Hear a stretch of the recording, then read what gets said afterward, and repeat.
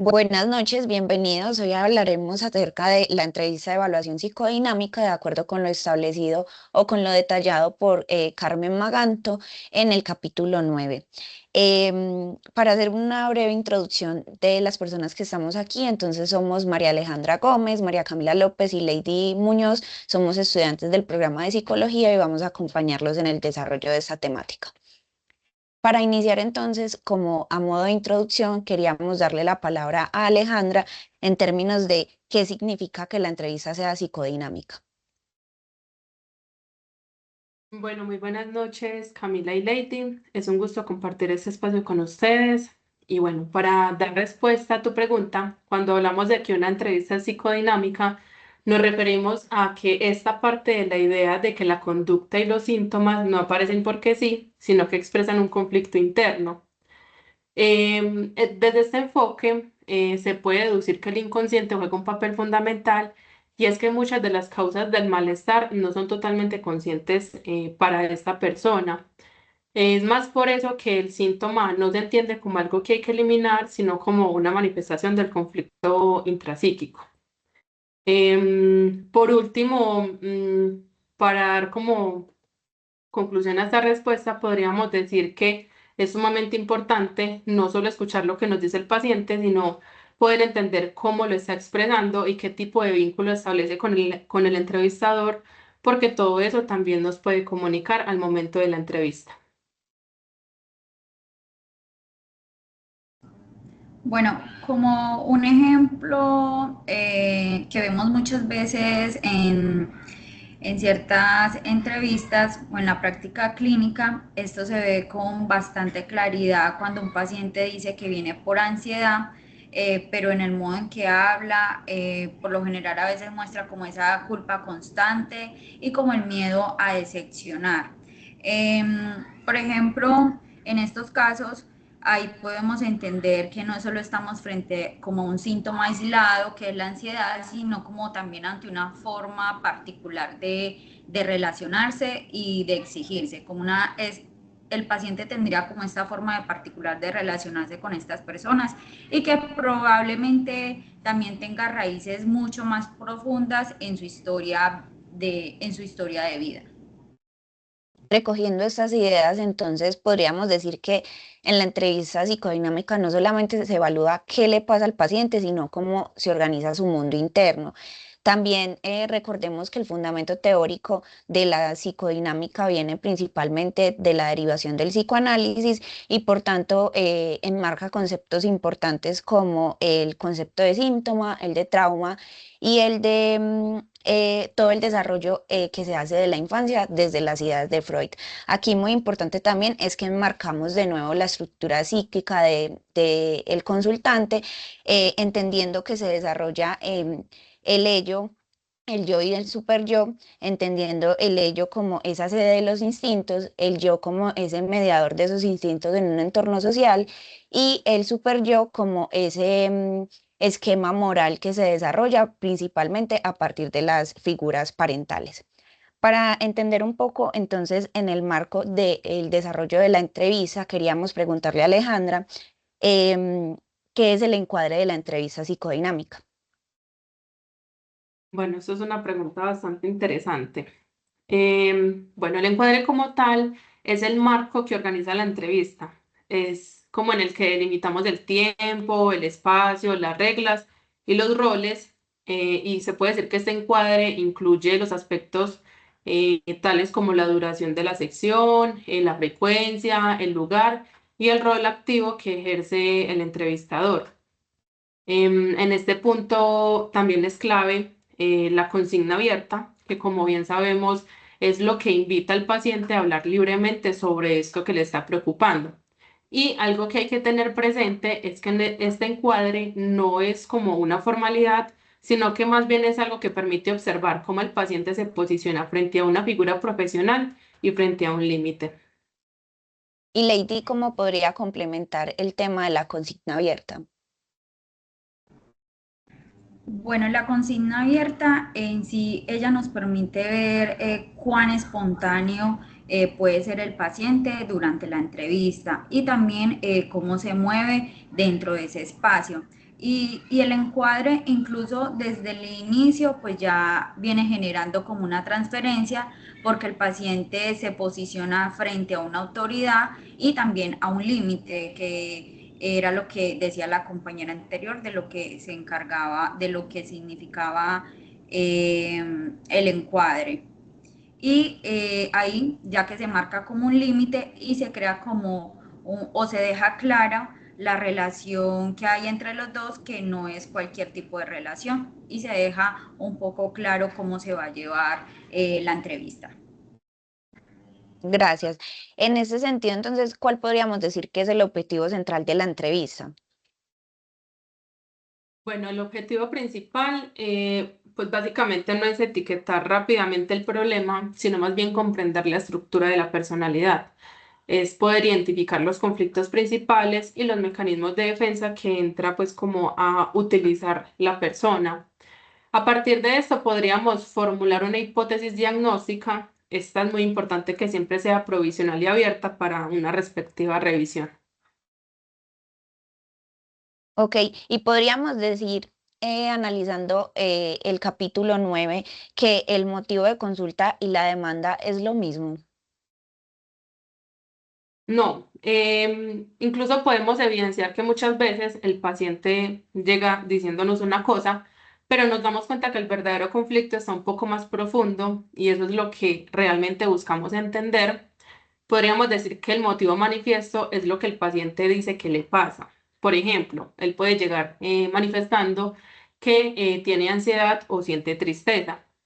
Más, sin embargo, la demanda es, digamos, la demanda profunda muchas veces tiene que ver con las necesidades emocionales que aún no están resueltas en el paciente.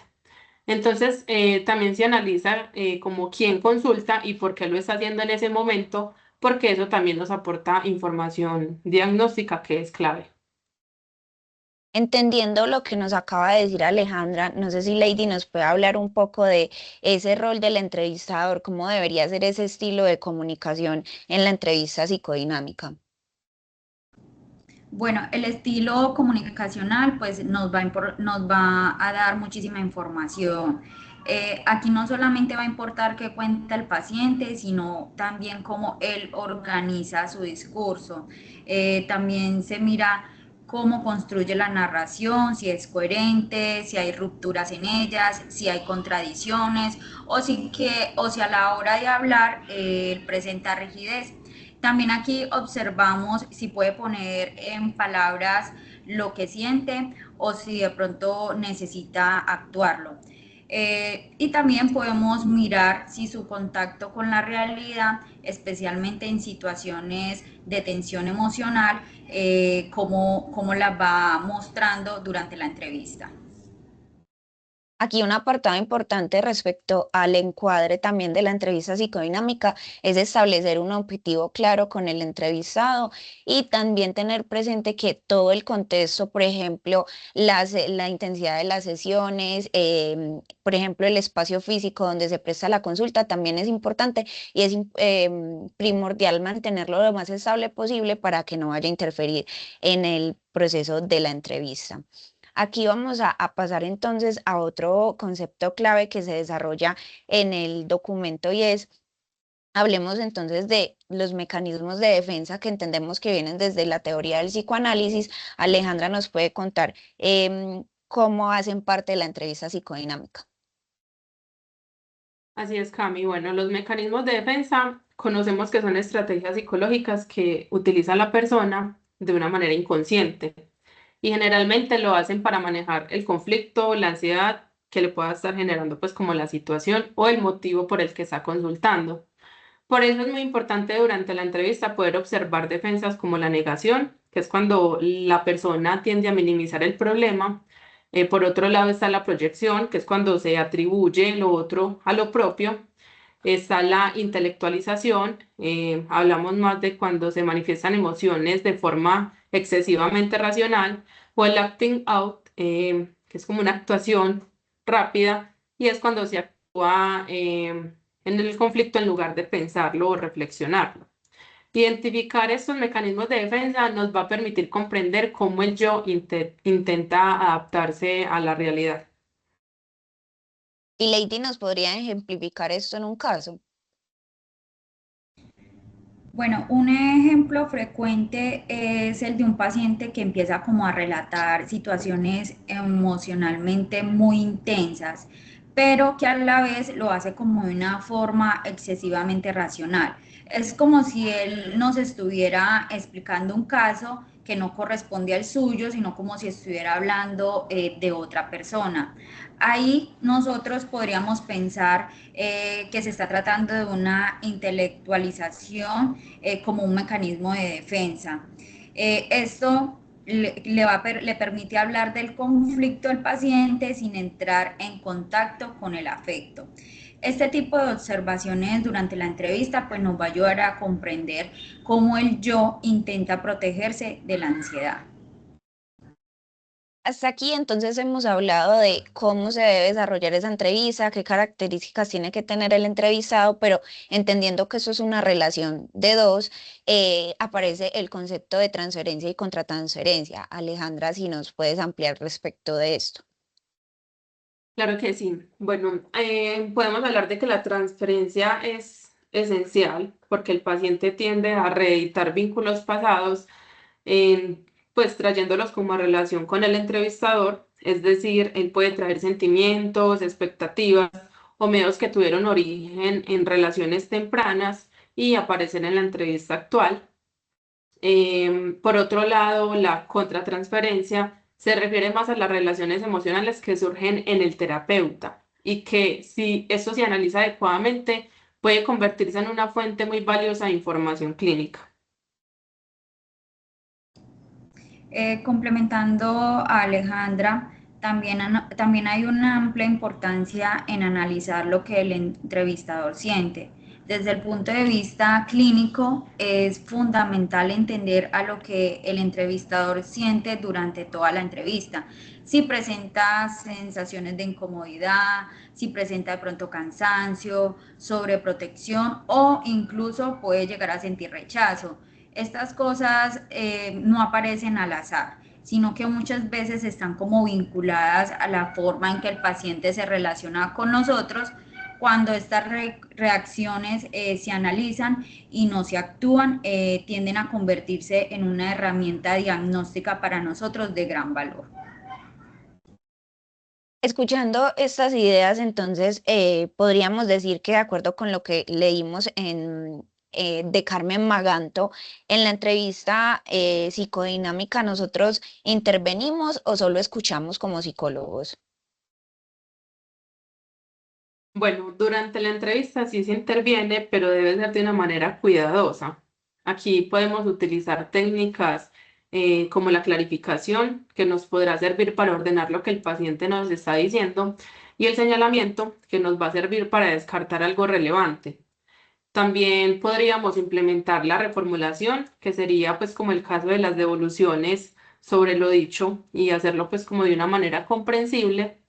Eh, digamos, en esta fase no se realizan interpretaciones profundas, sino que se hace más como una observación a la resistencia y se brinda un acompañamiento durante el proceso. Bueno, en la entrevista de evaluación no se observa, no se busca solamente como interpretar en profundidad, sino como también dar como ese acompañamiento y observar a la vez. Las intervenciones clínicas se orientan más como a clarificar, señalar aspectos relevantes durante la entrevista o reformular también lo dicho por el paciente. Todo esto pues va a permitir que toda esta información se vaya desplegando. La forma en que el paciente responde a estas intervenciones también pues nos aporta una información importante sobre su defensa y resistencia. Creeríamos entonces que, de acuerdo con lo que hemos conversado y lo que establece Maganto, en este caso vemos un rol del entrevistador un poco más directivo y enfocado principalmente a comprender los síntomas del paciente. Aquí es importante entonces pasar a esa última instancia que tendríamos como el diagnóstico psicodinámico. Alejandra nos puede hablar más de eso. Bueno, como lo mencionábamos anteriormente, el diagnóstico psicodinámico no es una etiqueta fija, eh, sino más como tratar de hacer una hipótesis estructural sobre la cual podamos seguir trabajando. Y esto nos va a permitir integrar distintos elementos como serían los conflictos principales, los mecanismos de defensa y la forma en que la persona se vincula con los demás.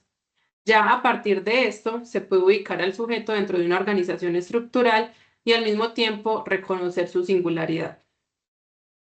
Lady, ¿y qué aspectos se tienen en cuenta en un diagnóstico psicodinámico? Bueno, desde la parte clínica, el diagnóstico psicodinámico nos permite como mirar al paciente de una manera mucho más amplia y profunda, como no solamente quedarnos únicamente en los síntomas que trae a consulta al paciente. No se trata pues solo de saber qué le pasa, sino también de comprender cómo funciona psicológicamente, cómo piensa, cómo siente y cómo se relaciona con nosotros. Todo esto nos va a ayudar a observar qué recursos tiene la persona para enfrentar sus conflictos y sus dificultades también.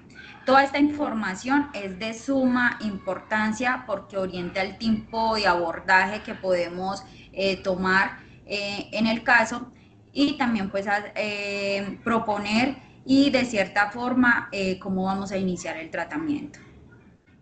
Entendimos que eso que nos acaba de contar Lady hace referencia principalmente a esa hipótesis diagnóstica donde se espera conocer la estructura del entrevistado y también las capacidades y los recursos con los que cuenta para desarrollar pues, la entrevista y la psicoterapia. Acá se abre unos conceptos importantes acerca de los tipos de diagnósticos psicodinámicos que existen. Aquí es importante que si bien Alejandra nos comentó que hay un diagnóstico estructural y utiliza también la técnica de confrontación, en el documento también se desarrolla un tipo de diagnóstico ideográfico, es decir, el cual se relaciona específicamente con la singularidad de cada caso y que es un diagnóstico que se enfoca en desarrollar de manera teórica cuáles son las dolencias del paciente. Hasta aquí, entonces, hemos desarrollado todo el proceso de la entrevista y quisiéramos saber cómo es el abordaje del final de la entrevista. Bueno, digamos que el cierre de esta entrevista debe ser claro y muy cuidadoso. Es importante contener las ansiedades que se hayan movilizado, resumir lo trabajado y dejar una sensación de continuidad, especialmente si se conversa sobre unas futuras entrevistas. Bueno, después de la entrevista, pues el trabajo clínico continúa. Es necesario como tomarse un tiempo para reflexionar lo que se observó, registrar también aquellas reacciones emocionales que se vieron durante la entrevista y comenzar a elaborar como ciertas hipótesis diagnósticas que luego se pueden descartar o confirmar también y ajustar o descartar también los encuentros posteriores.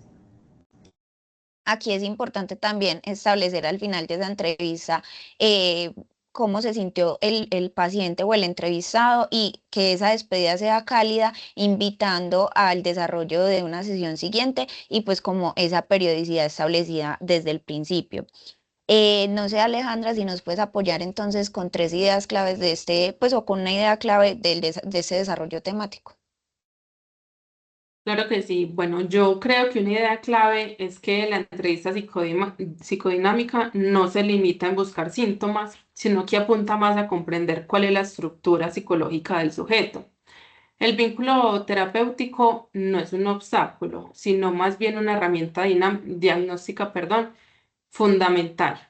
Y el diagnóstico en sí no es definitivo, sino que más bien es una construcción dinámica que nos va a orientar al trabajo clínico, a lo que realmente queremos conseguir. Y si entendemos que nosotros ya vamos para el desarrollo profesional, ¿cuál sería un error que podríamos cometer en el desarrollo de una entrevista psicodinámica? Bueno, creo que el error más común es querer interpretar demasiado rápido o reducir la entrevista a una simple recolección de datos. Pienso que en una entrevista psicodinámica es clave escuchar, tolerar la incertidumbre, permitir que el material emerja sin ser forzado y respetar el encuadre y el ritmo del paciente, pues creo que eso es un punto clave y fundamental para llevar a cabo una buena entrevista. ¿Y Lady qué cree que podría suceder en el desarrollo de una entrevista que, pues, que fuese una imprecisión de nosotros como psicólogos? Bueno, algo que suele pasar es que se piensa en la entrevista como un paso previo o como algo administrativo, cuando en realidad desde el primer encuentro ya se juega como ese vínculo con el paciente y eso también nos dice mucho de él desde el primer encuentro. Muchas gracias. Yo creo que hasta aquí tenemos un desarrollo temático muy interesante alrededor de la entrevista de evaluación psicodinámica, entendiendo entonces que no podemos perder de vista el desarrollo teórico que viene desde el psicoanálisis, pero que a partir de la evolución de la teoría podemos encontrar diferencias significativas, por ejemplo, en la extensión de las sesiones y en ese encuadre que se realiza principalmente y mucho más en el rol directivo que cobra el entrevistador en ese tipo de entrevistas. Muchísimas gracias y nos vemos.